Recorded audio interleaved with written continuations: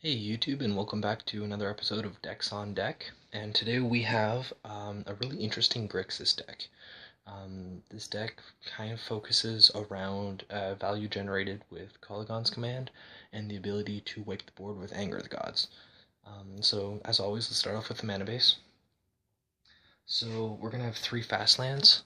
It's going to be 1 Canal and 2 Blackleaf Cliff. Now we're going with the 2 Blackleaf Cliff because we're playing a 4 of Inquisition, as opposed to a 4 of Serum Visions. We are playing Thought Scours, but we do have so much blue in the deck that getting turn 1 black is more important in this one deck. Our tech land is going to be a 1 of Wandering Fumarole, just something to help clog up the ground and get those extra points of damage in. Our shock lands, we're going to have 6. It's going to be 3 Steam Vents, a single Blood Crypt, and 2 Watery Graves. And for our basics, this is mostly a blue deck, so we're going to have the 1 mountain, 2 islands, and a swamp. And for our fetches, we have 8, 1 Flooded Strand, 3 Polluted Deltas, and 4 Bloodstained Mires. Seems pretty basic, 22 lands in total. Now the spell package. So we have the 4 of Thought Scour, which is super useful, especially when powering our Delve creatures, and our Snapcaster Mage, and essentially our engine. Also, we don't mind milling creatures because we do have the kolaghans command, which allows us that redundancy in bringing them back. We then have a Remand. Remand is great. It's the only permission in the deck. I wish I could jam more permission to the deck, but unfortunately I can't. The draw card off Remand is super useful, and it's mostly just in there for a bit of permission, a bit of say-so, and it's also great because if you remand them on turn 2, they will assume that you have far more counterspells than you actually do, and you might force them to play around some stuff. We have 3 Anger of the Gods in the main. This is super useful. It essentially allows us to recover once they've established a board state on turns 1 through 3. We can undo all their work in a single turn and essentially try to out-advantage them and out-tempo them from there.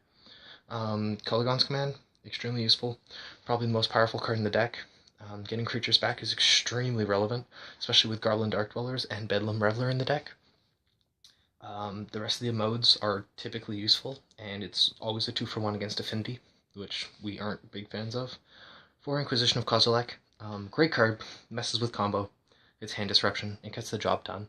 It's not a great top deck late game, it might come back to get you, but for what it is, it's not horrible, and it's an easy spell to cast to get into the yard for stuff like Delve or stuff like casting Reveler.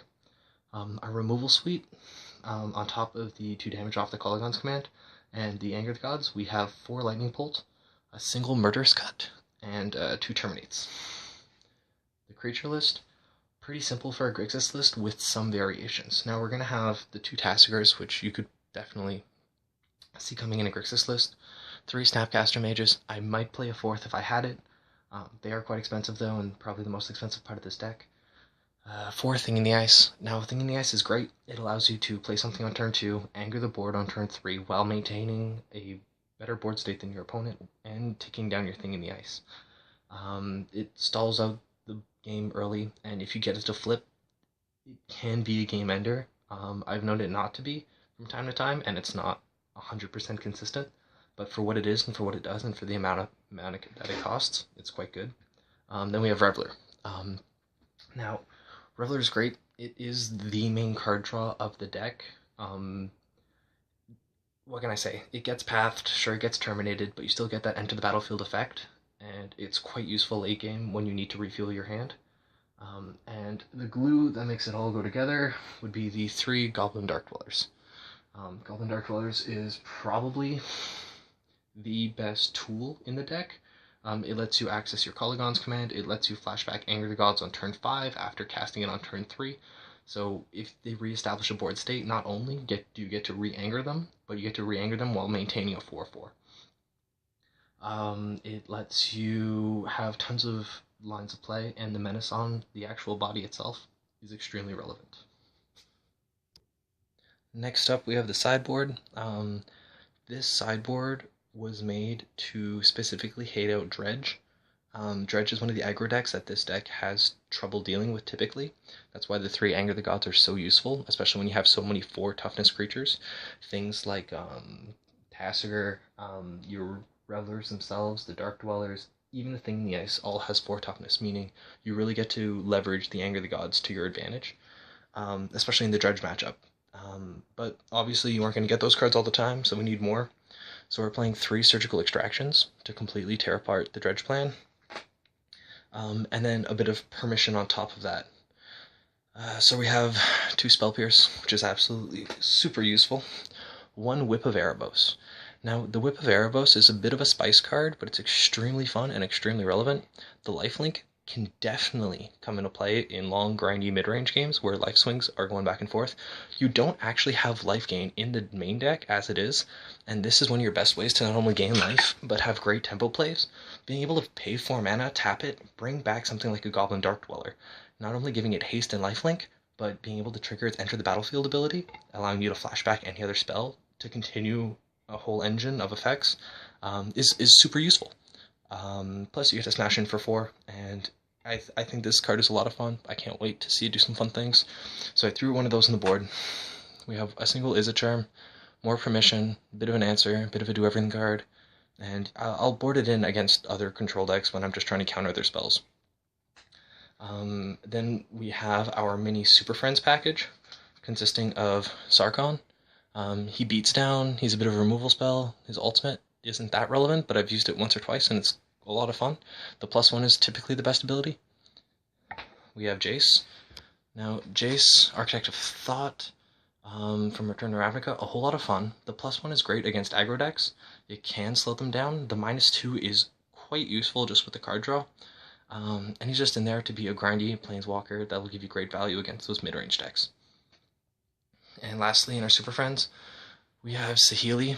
Now, Saheeli is probably like the unexpected add-on into the deck, but her -2, making a copy of creature, making a token copy, is super relevant when using Goblin Dark Dwellers and Snapcaster Mage, as well as using Reveler, because they all trigger off of Enter the Battlefield abilities that you then get to abuse. It's a lot of fun, and the scry and the dealing damage can be relevant from time to time. Next, we have more permission in the form of Dispel. Makes sense.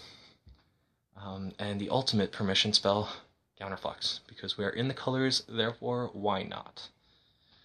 The 3 last cards are 2 Crumple to Dusts, because decks like Valakut and are quite difficult to play against.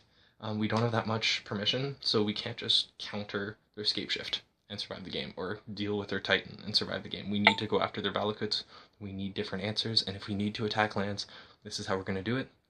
And the last card is the 4th Anger the Gods, just in case we need to board it in, all depending on the matchups.